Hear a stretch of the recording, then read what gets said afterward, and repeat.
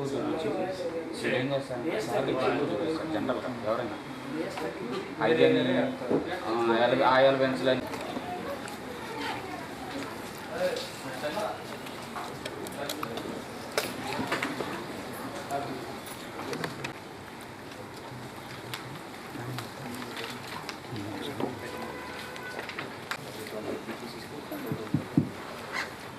రెడీయా? యా, అందరికీ నమస్కారం. గుంటూరు జిల్లాలో నవంబర్ నెలలో వచ్చిన నివర్ తుఫాను వలన చాలా అధిక వర్షాలు కురవడం వల్ల మనకి జిల్లాలో దాదాపు 1,35,343 హెక్టార్లలోని వ్యవసాయ పంటలు, అలాగే 5,500 హెక్టార్లలో ఉన్నటువంటి ఉద్యాన పంటలు నష్టపోయినట్లు మనకి ప్రాథమిక అంచనాలు సూచిస్తున్నాయి. ఇప్పుడు డీటెయిల్ ఎన్యూమరేషన్ ఇప్పుడు జరుగుతూ ఉంది.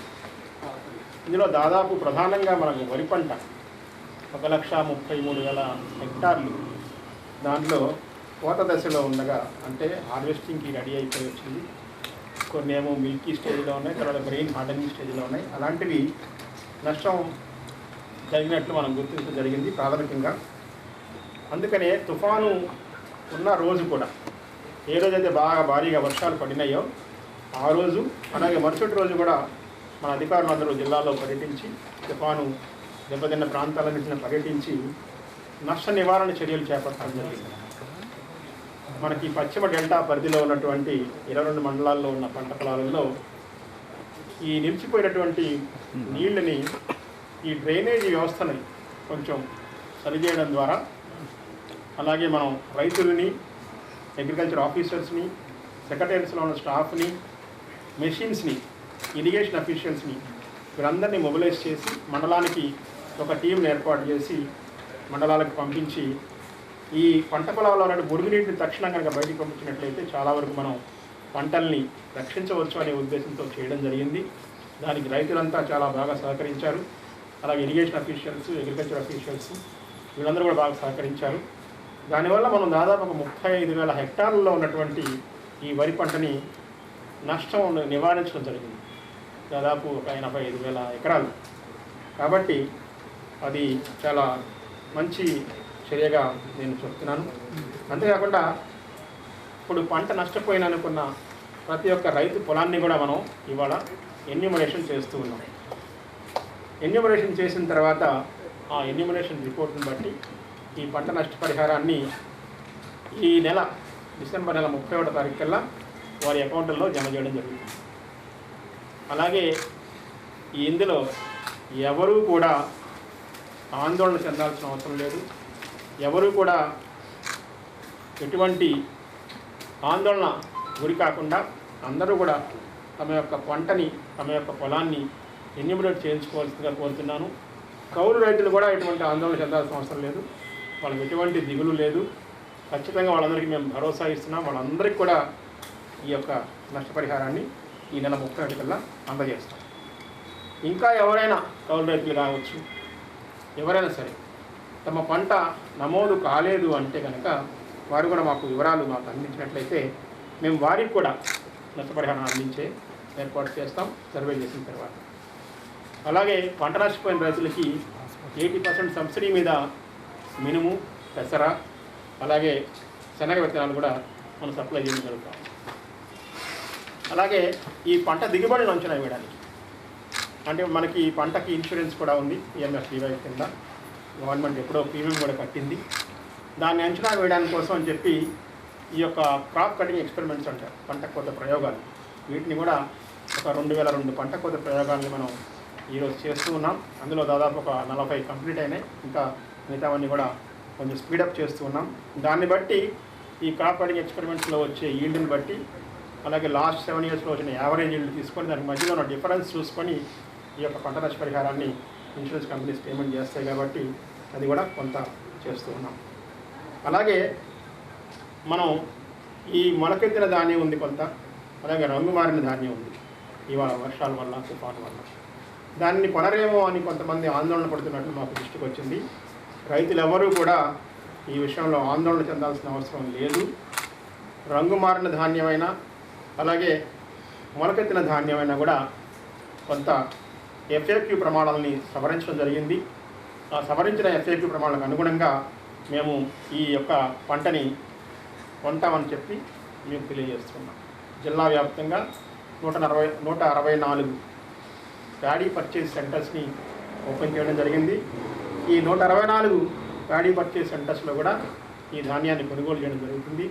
ఎవరికైనా ఏమైనా సమస్య ఉంటే కనుక వాళ్ళు ఆ రైతు భరోసా కేంద్రంలో కనుక వచ్చి తమ సమస్యని వివరించినట్లయితే ఖచ్చితంగా వారి సమస్యకి తగిన పరిష్కారం చూపిస్తాం.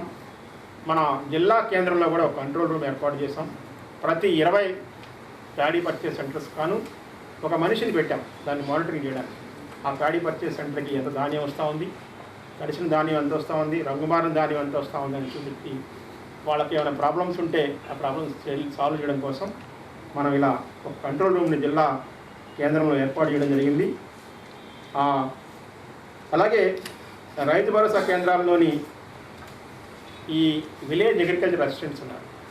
ఈ విలేజ్ అగ్రికల్చర్ అసిస్టెంట్స్ అందరూ కూడా ప్రతి రైతులకి కూడా ఎక్స్ప్లెయిన్ చేయమని చెప్పడం జరిగింది.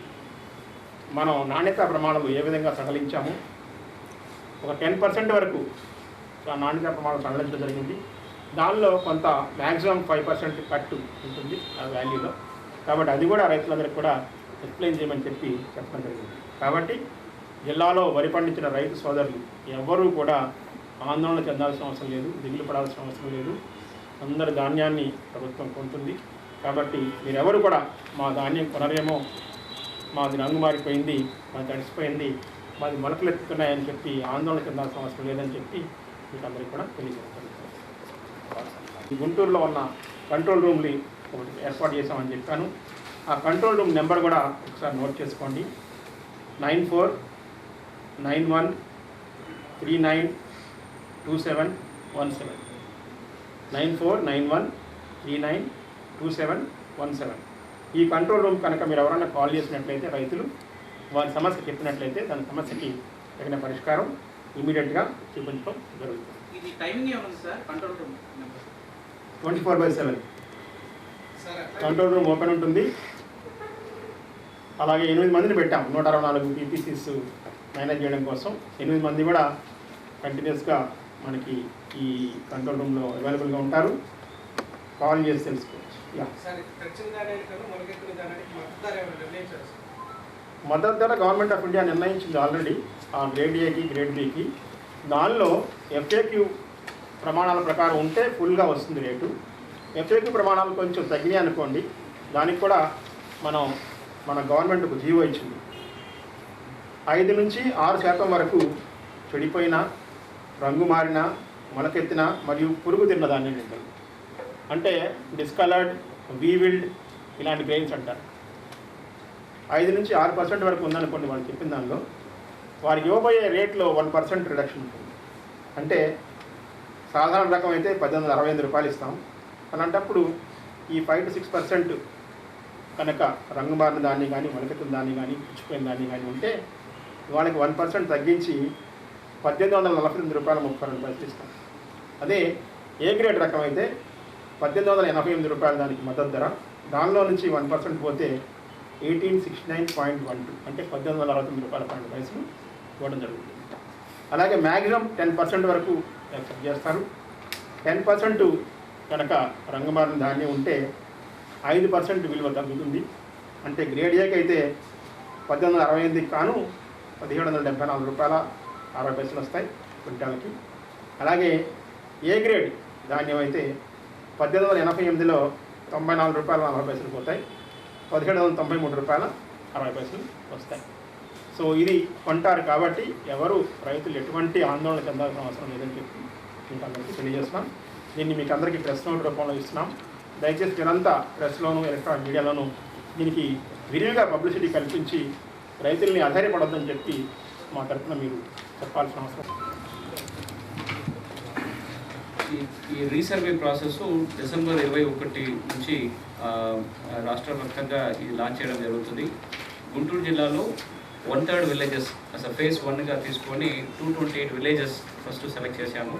ఈ విలేజెస్లో కూడా వాళ్ళకి ఉంటున్న బౌండరీస్, స్టేట్ బౌండరీస్ కానీ or water any river boundaries or forest land ఉంటున్న బౌండరీస్ ఉంటున్న విలేజెస్ కాకుండా కొంచెం సింపుల్ విలేజెస్ తీసుకొని అది ఫస్ట్ ఫేజ్లో మనం మొదలు పెట్టడం జరుగుతుంది.